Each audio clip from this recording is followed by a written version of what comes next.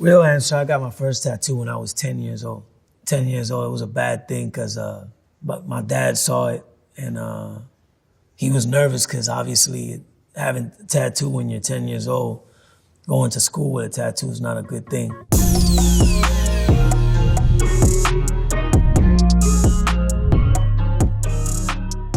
Yeah, I was 10 years old when I had my first tattoo. It was like, it was the ugliest thing in the world. It was just the letter of my brother. My dad, he punished me and obviously told my brother, this crazy guy just did a tattoo. He did the letter of your name on his arm and yeah, he knew about it. And did your brother know when you were getting it that you were getting his name? No, he didn't know about that. He's a brother from my father's side, not from my mother. He didn't live with me, so my dad called him and told him. Do you still have that tattoo? It's well, true story. Cause he was scared that social workers could take me from him and stuff like that.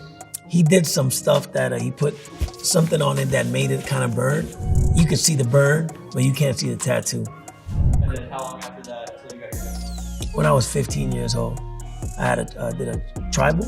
Yeah, I did that. I was 15 years old.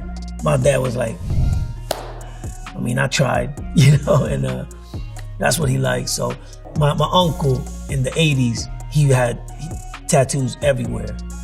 And I fell in love with that. I said I wanted tattoos. And it was weird to see somebody in the 80s with both arms done and tattoos on his neck and everywhere. My uncle was always in and out of jail, but for some reason, it was, I found it like sexy, you know what I'm saying? Like I said, tattoos, look, there's something about tattoos, a lifestyle that I want part of it. And I always wanted to be like my uncle. Not bad like my uncle, but I like his swag, so I wanted to have his swag. I'd say when I saw Tupac for the first time, and I knew about him more in 95, 96, he was like the first rappers to have tattoos everywhere. He had the Thug Life in his stomach. He had pretty much everywhere. That made me fall in love with the culture as well.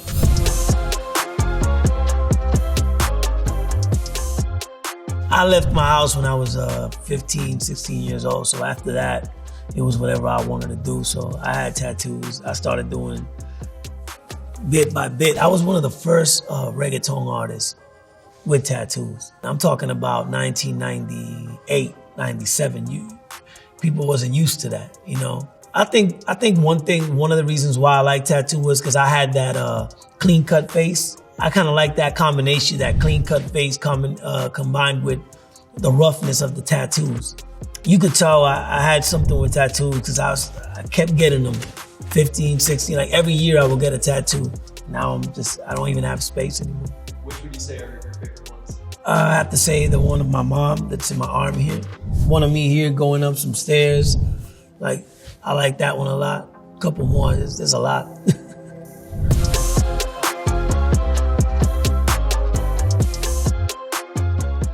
I got my neck tattoo when I was in Colombia, probably like, I could say like 7, 8 years ago. I didn't really like it the first time. I even got depressed, I'm not gonna lie, because it looked like I had like a scarf on. It was so black and my face was so white and you could see the black tattoo on my neck. And people would say, what do you have on your neck?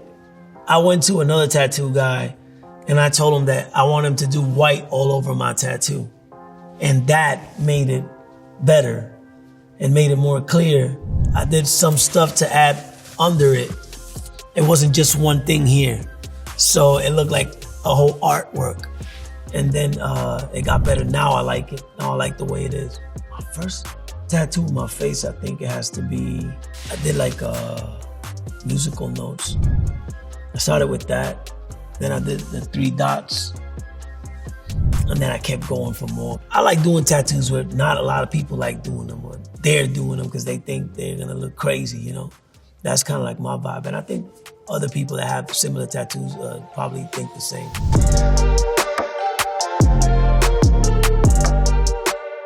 So this is my mom. And it says, I love you, Mom. And it says family on top. This is the cross. I have my daughter's name, Yarimar. I have my symbol here. It's the Nicky Jam symbol. It's It's my brand. This is the face of my daughter. But I did this when people didn't do faces back in the 90s something. Now it looks like a little grandmother. It doesn't really look like my daughter right now. She don't like it that much. I have the Puerto Rican Indian sun. It's just a symbolic Indian sun. I got love in my knuckles. I have the jam here that connects with the Nicky Jam. This Japanese things means warrior, stuff like that. I'm not done yet. What else do you plan on getting? Well, I'm trying to get all space out, so I don't know, I'll probably write another message here, like the one I got here. What does that one say? It says, hard times don't last. Only the strong people last. I live my life like it's gonna be the last day, always with God. Which were your most painful ones, would you say? Painful tattoos, I gotta say the knuckles. Knuckles hurt a lot. Probably because they're next to the bone, you know? I have to say my chest hurt more than, my neck. Because the bone is right there. The guy that did my chest was a really strong guy, so he went hard on me. Oh yeah, here, inside my arm, that hurt a lot too. Who else besides Tupac would you say you have any kind of like tattoo heroes growing up? You mentioned Tupac. A lot of rock stars. I like that a vibe. Eminem, had good tattoos as well, and he started doing a lot of tattoos.